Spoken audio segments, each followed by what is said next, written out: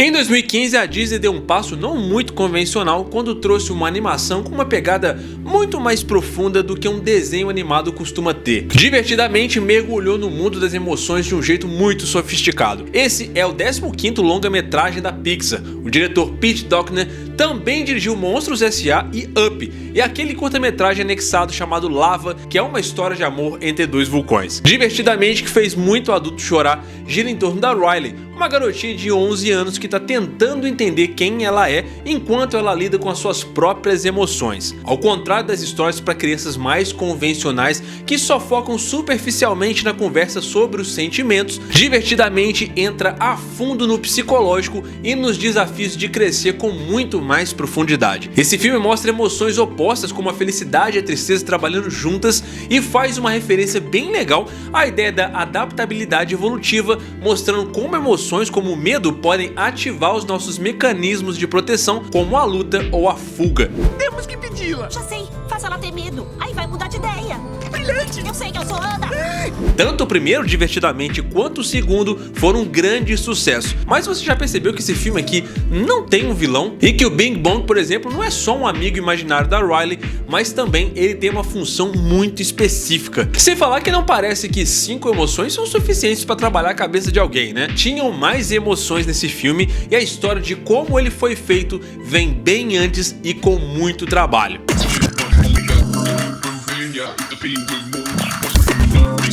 Divertidamente começa ainda em 2010. Pete Docter foi a mente brilhante que idealizou o conceito dessa ideia. Ele deu o primeiro passo para começar o projeto logo depois de ganhar um Oscar para um outro filme que também emocionou muitas pessoas, o Up.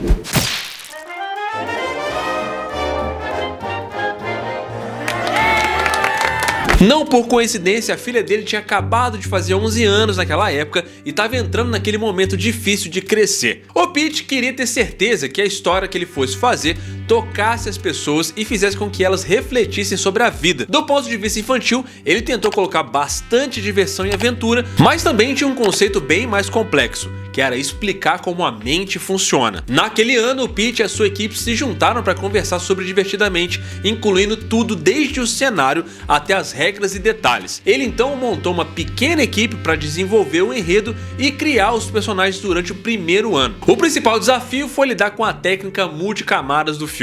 Del Carmen achou a ideia super legal e decidiu fazer a Riley uma fanática por hóquei no gelo, já que esse é um esporte super popular em Minnesota. A ideia original era ela gostar só de patinar, mas eles entenderam que isso ia dar mais conexão para esse personagem. Nos primeiros rascunhos do roteiro tinham muito mais emoções competindo pela atenção da Riley do que as que acabaram aparecendo no primeiro filme. Medo, alegria, tristeza, raiva e nojo. Em várias versões, algumas emoções como a esperança, inveja e até o tédio, que acabaram aparecendo na sequência, estavam lutando pelo controle do cérebro da Riley. No começo eles nem tinham nojo, que entrou no lugar do orgulho. A verdade é que não existe um conceito científico sobre quantas emoções realmente existem, então a Pixar brincou com 27 emoções diferentes. Existe uma linha de pensamento também que diz que alguns sentimentos são na verdade uma reação de sentimentos mais primários, como a ansiedade, que pode ser vista como uma reação do medo. Quando você tem medo de que alguma coisa aconteça, você fica ansioso de como aquilo pode acontecer. Essa é a Nojinho. Ela basicamente evita que a Riley se envenene, física e socialmente. Eu, hein?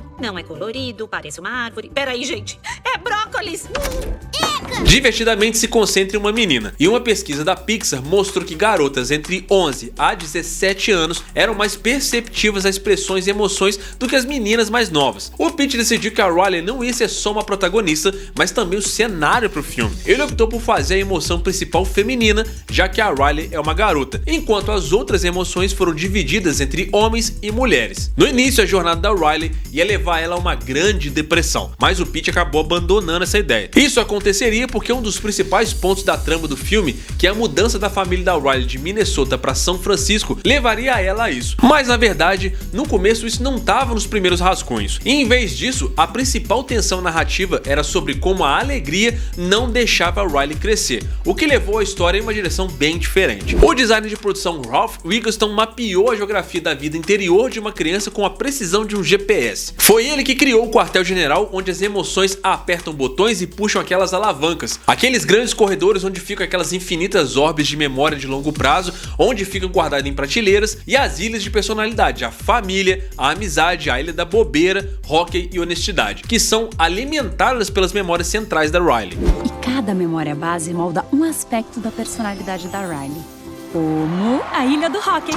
E aí tem o pensamento abstrato, onde a alegria, tristeza e Bing Bong, aquele amigo imaginário quase esquecido da Riley de infância, são desconstruídos e transformados em pinturas à la Picasso. O primeiro nível foi inspirado no cubismo. A ideia era virar cada vez mais plano e realmente minimalista. O estágio final eram formas mais simples. O Ralph estava realmente só pegando o processo de design e voltando para onde elas começaram, pensando neles como formas mais simples. No fim das contas, a alegria virou uma estrela e a tristeza uma lágrima. Mas na verdade, desde a concepção dos personagens, eles foram pensados já desse jeito. Se você olhar bem de perto, você vai ver que cada uma das emoções lembra um pouquinho uma forma relacionada a elas. A alegria é uma estrela, a tristeza é uma lágrima, a raiva é um tijolo de fogo, a nojinho é um brócolis e o medo é um nervo do corpo. Aliás, a nojinho ser um brócolis tem uma explicação. O diretor Pete Docter escolheu o brócolis porque ele é um vegetal muito conhecido e também odiado por muitas pessoas. Eu salvei nossas vidas. De nada. Um dos maiores problemas foram o medo. Nos primeiros rascunhos, o Pete colocou a alegria para se juntar com o medo e não a tristeza, e juntos eles iam partir em uma jornada pelas regiões mais obscuras da mente da Riley, tentando achar o caminho de volta para a sala de controle. O problema era que o Pete percebeu que a alegria podia aprender com o medo, assim como o medo podia ajudar ela a crescer. E desse mesmo jeito, a tristeza tem o seu papel. O ser humano não foi feito para ser feliz o tempo todo, e isso aí acabou que deu uma ideia pro Pete de reescrever e refazer o storyboard do filme inteirinho, dando pra tristeza um papel muito mais interessante. Eles perceberam que a tristeza daria uma lição pra alegria, e o mais interessante é que tudo isso foi uma percepção dele observando a própria filha, que estava justamente passando por um momento de transformação naquela época, quando estava para completar 11 anos. Na época, o Pete estava com problemas nesse roteiro. O storyboard do Divertidamente estava quase pronto. Os sketches estavam prestes a entrar na fase de layout. O primeiro estágio da produção do filme era de 175 milhões de dólares, mas essa movimentação da história não estava parecendo certa, não estava funcionando. E trazer a alegria para perto da tristeza, para mudar o rumo da história, foi um grande acerto. Eu tô triste pra andar, me dá só umas horas.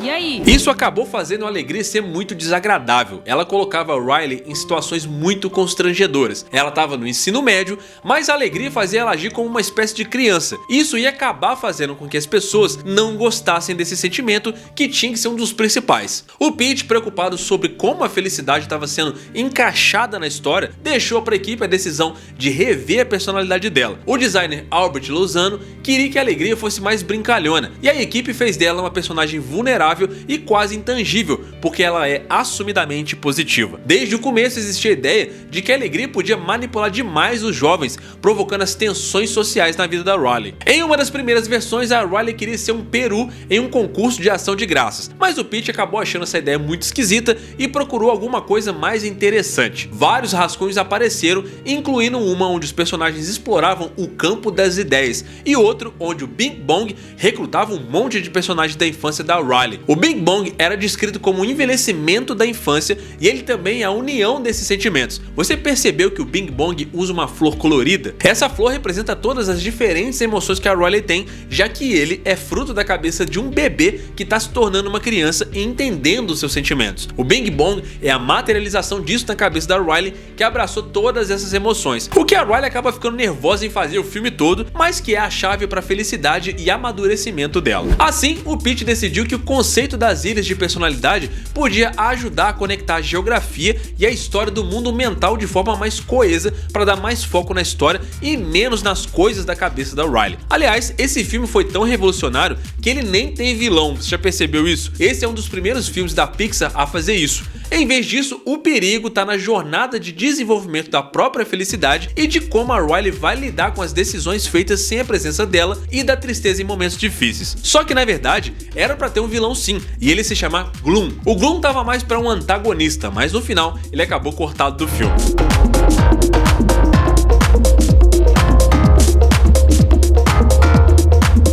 A animação do Divertidamente foi uma maratona de 1 ano e meio. Foram envolvidos 48 animadores, 350 artistas, incluindo 35 só para iluminação, 10 técnicos de layout e uma equipe de peso. Eles montaram duas equipes, uma para as partes abstratas e outra para cenas com multidões. Os cineastas usaram uma tecnologia nova na época para poder rastrear cada pedacinho do corpo e levar isso para a tela. O Pete queria que os personagens fossem bem caricatos e as formas iniciais foram transformadas em 3D e ajustadas com iluminação e renderização. Para criar a felicidade, a equipe usou uma ferramenta de esboço super avançada, ajustando a aparência e os movimentos dos personagens. A animação total teve 1.600 tomadas com cada 3 segundos de filmagem, levando 3 semanas para ser feito e 33 horas para renderizar. A transformação da felicidade de uma coisa mais abstrata para um personagem animável foi um grande desafio para a equipe, envolvendo muitas técnicas. No processo, eles levaram 8 meses só para ajustar a aura dela, com uma equipe lutando contra o tempo e contra o orçamento. No final, a criação da felicidade levou mais ou menos uns 3 anos e mais de 750 tomadas para capturar aquela vibe brilhante e animada que ela tem. Desencana. Você não pode olhar só o que vai mal. Sempre tem como dar um jeito. É só fazer uma força. Em 2012, o filme entrou em produção de verdade depois de várias exibições e sugestões e foi avaliado por 3 meses. Foram criadas 7 versões diferentes do filme antes de realmente começar a produção. Encontrar o equilíbrio certo do tom do filme foi bem complicado, e especialmente porque os espectadores reagiram de forma diferente à alegria da própria alegria, enquanto achavam meio confusa a bagunça que ela causava na vida da Riley. Foi então que uma sugestão foi dada para que o filme se passasse na mente da Riley em vez de no cérebro dela. E aí algumas cenas do cérebro foram cortadas. Os cineastas da Pixar fizeram uma exibição de avaliação em julho do mesmo ano. Foi nessa exibição que a gente viu a alegria e o medo como personagens principais que se perdem juntos, e onde o Pete achou que isso não estava funcionando e aí decidiu que a alegria tinha que aprender com a tristeza em vez do medo. Foi assim que a tristeza acabou ganhando um papel muito mais forte no filme. A tensão entre a alegria e a tristeza não tinha o final emocionante que o filme acabou ganhando. Para resolver isso,